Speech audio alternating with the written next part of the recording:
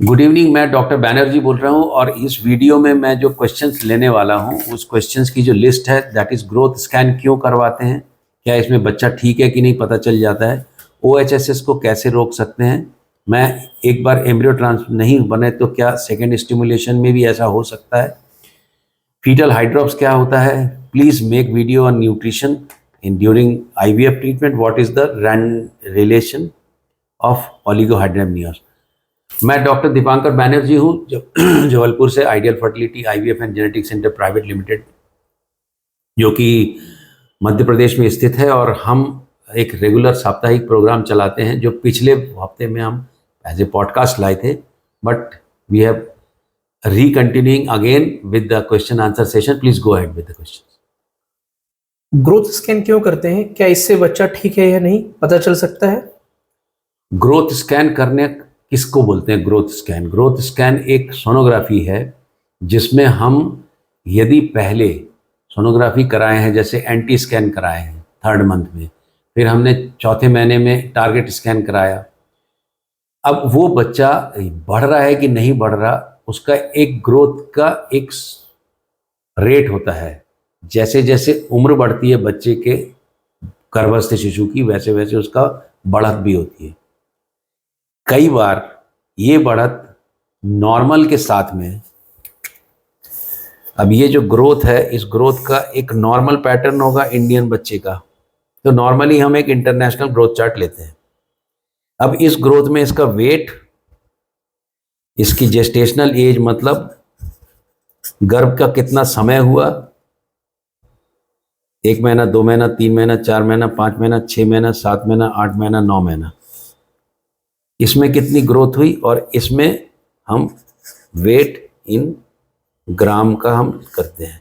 तो जैसे जैसे एज, जेस्टेशनल एज बढ़ता है, ये 1 महीना, 2 महीना, 3 महीना, 4, 5, 6, 7, 8, 9 महीने की प्रेगनेंसी हो गई, तो आप देखोगे ये बढ़ते बढ़ते मोस्टली एक 2500 ग्राम पे पहुंच जाता बच्चा।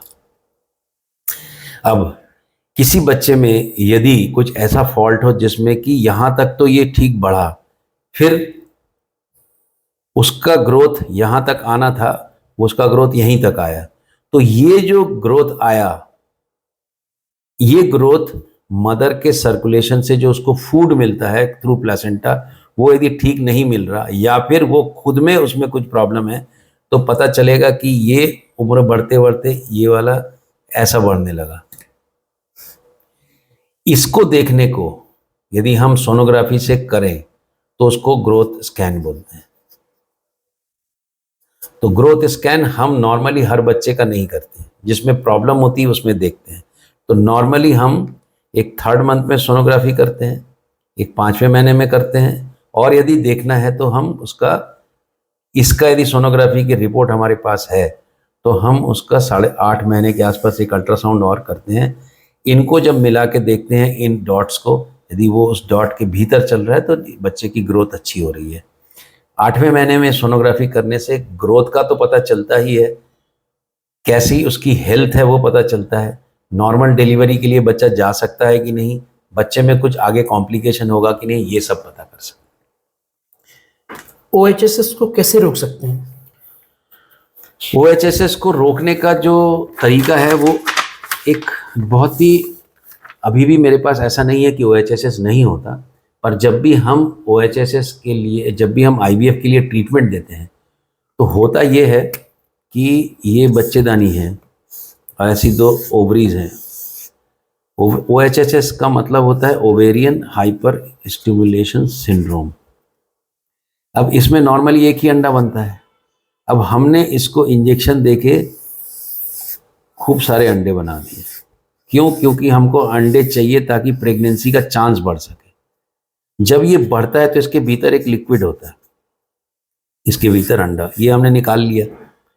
इसके बाद यदि ये प्रेग्नेंट होती है तो कुछ हार्मोन HCG का बनता है, जिसके कारण इसमें से पानी रिसने लगता है बॉडी में, तो ये पानी पेट के भीतर इकट्ठा हो जाएगा, ये कई बार लंग्स के चारों तरफ भी इकट्ठा हो सकता है, तो इससे जो ब्लड होता है वो गाढ़ा हो जाता है, यूरिन डार्क हो जाएगी और ये थ्रोम्बोसिस और एम्बोलिज्म का खतरा मतलब थक्का जमने का खतरा बढ़ जाएगा, सांस लेने में दिक्कत होगी, पेट के भीतर पानी भर जाएगा तो थोड़ा सा खाना खाने में ही पेट फूलेगा।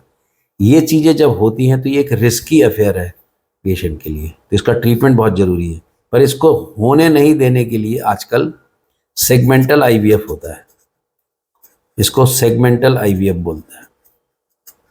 इसका मतलब ये है कि आप अभी स्टिमुलेट करके अंडे निकाल लीजिए, इनको ट्रांसफ़र मत करिए। ट्रांसफ़र नहीं करेंगे तो प्रेगनेंसी नहीं होगी, प्रेगनेंसी नहीं होगी तो एचसीजी नहीं बनेगा, एचसीजी नहीं बनेगा तो ओएचएचएस नहीं होगा, तो आप कुछ उससे बच सकते हो। आप इसके बाद इसके ट्रांसफ़र नहीं करके इसको फ्रीज़ कर लीजिए, फ्रीज़ करने के बाद इसको एफईटी करिए। जब पीरियड आ जाएगा, पेशेंट एकदम सेटल हो जाएगी, 2 पीरियड के बाद आप इसका एफईटी कर दीजिए। तो आजकल ओएचएसएस को रोकने के लिए हम सेगमेंटेशन करके, हम जो ट्रिगर लगाते हैं वो एचसीजी का ना लगा के हम ल्यूपराइड का या फिर जीएनआरएच एनालॉग का ट्रिगर लगाते हैं। तो ये ओएचएसएस बहुत समय से बंद है, पर ऐसा नहीं है कि ख़त्म ही हो गया, पर माइल्ड होता है। एक बार एम्ब्रियो नहीं बने तो क्या सेकंड स्टिमुलेशन में भी ऐसा हो सकता है? ये बहुत इंपॉर्टेंट क्वेश्चन है। एम्ब्रियो क्यों नहीं बने? क्या एग की खराबी है कि स्पर्म की खराबी है कि एम्ब्रियोलॉजी करने में खराबी है, ये जांचना बहुत ज़रूरी है। कई बार अंडा भी ठीक है, स्पर्म भी ठीक है, हम यदि ठीक से काम नहीं करें तो भी ये प्रॉब्लम होती है। पर यदि एएमएच अच्छा है और स्पर्म ठीक है तो नॉर्मली एम्ब्रियो अच्छे बन जाते हैं। पर यदि एम्ब्रियो अच्छे नहीं बन रहे हैं तो फिर हमको जेनेटिक टेस्ट करना पड़ता है हस्बैंड वाइफ का। यदि हमारा इक्सी, ब्लास्टोसिस्ट और हमारा क्वालिटी कंट्रोल एम्ब्रियोलॉजी लैब का अच्छा हो तो। फीटल हाइड्रॉप्स क्या होता है? इससे हमारे बेबी की डेथ हो गई है।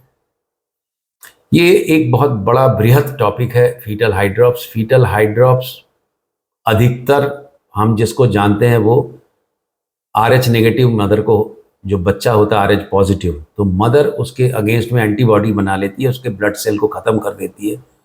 तो जब बच्चे को एनीमिया होता है, बच्चे को, गर्भस्थ शिशु को जब खून की कमी हो जाती है तो उसका हार्ट फेल होने लगता है और उसके शरीर के भीतर पानी भरने लगता है। कुछ हाइड्रॉप्स ऐसे होते हैं जो नॉन इम्यून, मतलब बगैर RH वाले होते हैं, मैं उतना डिटेल में नहीं जा रहा हूँ। कुछ हाइड्रॉप्स फीटल इन्फेक्शन के कारण, पार्वोवायरस के कारण भी होते हैं। तो हाइड्रॉप्स फिटालिस या फीटल हाइड्रॉप्स एक बहुत बृहद चैप्टर है। एग्जैक्टली किस लिए हुआ वो जांच करना बहुत ज़रूरी है। दूसरी बात, यदि RH के कारण, यदि RH नेगेटिव मदर में ये चीज़ें हो रही हैं और किसी बच्चे को हाइड्रॉप्स हुआ और वो फिर से प्रेग्नेंट होना चाहती हैं, तो आपको बहुत ध्यान रखना पड़ेगा। हो सकता है कि गर्भस्थ शिशु को ब्लड ट्रांसफ्यूजन की ज़रूरत पड़े, तो आप एक अच्छे फीटल मेडिसिन सेंटर में जाके अपनी जांच जरूर करा लीजिएगा।